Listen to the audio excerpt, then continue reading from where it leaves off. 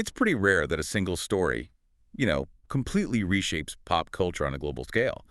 But when you look at the data for Naruto, that is exactly what we're talking Oh, about. absolutely. This isn't just a successful comic book. We are talking about, what, over 250 million copies out there in the world? It's a staggering number, yeah. And our sources for today, I mean, they cover everything from the original 1999 serialization all the way to the huge anime adaptation. And they all paint this picture of something that it jumped out of Japan and became this massive thing everywhere, a bestseller in France, a staple in the U.S. A global brand, really. Totally. So let's unpack this properly. For this deep dive, we're going to start with a basic overview of Masashi Kishimoto's masterpiece, just for context. Right. And then we're going to get into the why. Like, why did this specific story about this one ninja become so universally fascinating? Well, to get that, you have to start with the premise. And on the surface, it seems pretty standard, right? An orphan boy wants to be the leader of his village. Exactly. But Kishimoto gives it this really specific, almost painful twist when it comes to the Hidden Leaf Village. Yeah, the isolation part is so key. Naruto Uzumaki isn't just an orphan No, he is actively shunned. by everyone, because he's the vessel for the Nine Tails, the QB. He literally has the monster that destroyed their homes sealed inside of him. He's a walking reminder of their trauma. So his goal, becoming the Hokage, it's not really about political power. No, it's a desperate bid for acknowledgement. He wants to force the people who fear him to finally respect him. And he's doing this in a setting that's, well, it's kind of hard to pin down, That world building is so interesting. It's this mashup of feudal Japan, but with modern stuff. Right. You've got convenience stores and power lines. But no cars or guns. Yeah. It gives the whole thing this timeless quality. It does. And structurally, if you look at the whole story, there's a clear evolution. You have part 1, which is him as a preteen in Team 7. With Sasuke and Sakura. Right. And that's all about him finding his place.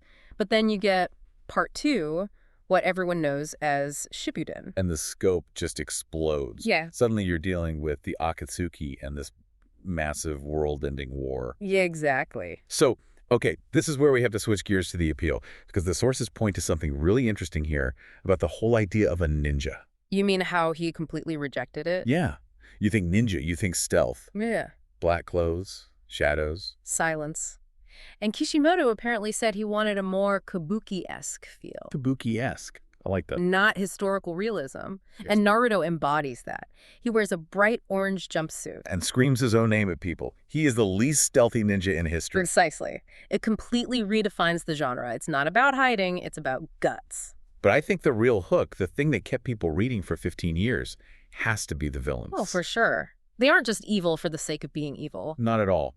The sources really highlight how almost every major antagonist, like in the Pain arc, They're a masterpiece. they mirror Naruto's own suffering. That's the thematic core. I mean, in that arc, Naruto doesn't win just by punching harder. He wins through dialogue. He breaks the cycle of hatred. By empathizing with his enemy's pain instead of just, destroying them. Which brings us to the other side of that coin, doesn't it?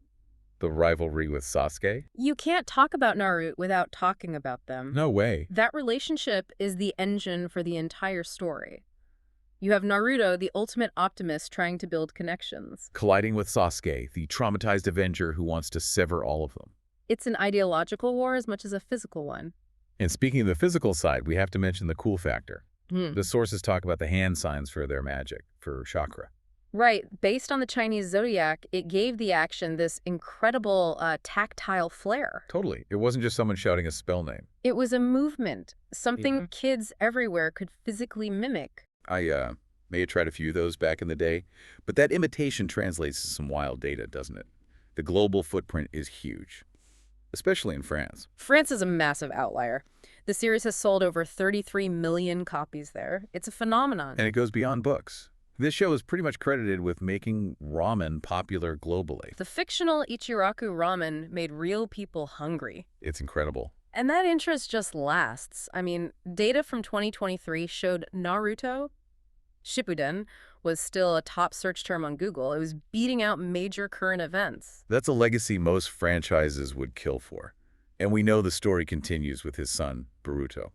But the original run really stands on its own. It does. And it kind of leaves you with this one big thought to chew on. Yeah. In a world that's so full of conflict, you have to wonder, was Naruto's true superpower the fighting? The energy blasts. Or was it his absolute stubborn refusal to give up on understanding his enemies? Something to think about. Thanks for listening to this deep dive. See you next time.